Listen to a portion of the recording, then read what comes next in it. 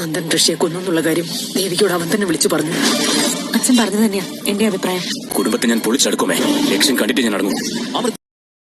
Hello guys, അങ്ങനെ സുഗമോ ദേവി പുതിയ പ്രമോല് നമ്മുടെ ഋഷി വീണ്ടും വീണ്ടും ഇവരെ ഈ ഒരു ചന്ദ്രോത്ത് കുടുംബത്തെ താറുമാറാക്കാൻ, നമ്മുടെ നന്ദൻ ദേവിക ബന്ധം ഇല്ലാതാക്കാൻ സകല പ്ലാനും വീണ്ടും ചെയ്യുകയാണ്. അപ്പൊ നമ്മുടെ അരുന്ധതി നമ്മുടെ ഋഷി ഫോണിലൂടെ എന്തൊക്കെയോ കാര്യങ്ങൾ പറയുന്നത് ഇങ്ങനെ കേൾക്കുന്നുണ്ട്. പിന്നീട് നമ്മുടെ അരുന്ധതി ചോദ്യം ചെയ്യുമ്പോൾ ആ കുടുംബത്തെ ഞാൻ തകർത്തിരിക്കും അമ്മേ എന്നൊക്കെ പറയുന്നുണ്ട്. അപ്പം നമ്മുടെ പ്രേക്ഷകരുടെ ഒരു പ്രതീക്ഷ ഇനി എന്താന്ന് വെച്ചാൽ നമ്മുടെ അരുന്ധതി ദേവികയുടെ അടുത്ത് പോയി സത്യങ്ങൾ തുറന്നു പറയുന്ന ഒരു കാര്യം മാത്രമേ ഉള്ളൂ അല്ലെ. അപ്പുറത്താണെങ്കിൽ നമ്മുടെ പ്രഭാവത്തിൽ ചെന്ന ഇസബെല്ലയോടും നമ്മുടെ കെവിനോടും പറയുന്നുണ്ട് നന്ദൻ ഋഷിനെ കൊന്ന കാര്യം ദേവികയുടെ അടുത്ത് പറഞ്ഞ കാര്യം കേട്ടോ. അപ്പൊ നമ്മുടെ ഇസബെല്ല ഒന്ന് ഞെട്ടി ആകെ പാടെ നിൽക്കുന്നുണ്ട്. കാരണം ദേവിക അറിഞ്ഞാൽ കാര്യങ്ങൾ വേറെ രീതിയിലേക്ക് പോകുമോ എന്നുള്ളൊരു പേടി നമ്മുടെ ഇസബെല്ലയ്ക്കുണ്ട്. അപ്പുറത്ത് നമ്മുടെ ദേവികയാണെങ്കിൽ സിദ്ധാർത്ഥനോട് പറയുന്നുണ്ട് എല്ലാ കാര്യങ്ങളും അച്ഛൻ പറഞ്ഞ പോലെ നിയമത്തിന്റെ വഴിയിലൂടെ തന്നെ പോട്ടെ അച്ഛ എന്ന് പറയുകയാണ്. അതിനർത്ഥം നമ്മുടെ നന്ദൻ ഉടനെ തന്നെ ജയിലിലാകും അല്ലെ. കാത്തിരിക്കാം കേട്ടോ. അപ്പൊ അടുത്തൊരു വീഡിയോയുമായി വരുന്നത് വരയ്ക്കും ഗുഡ് ബൈ.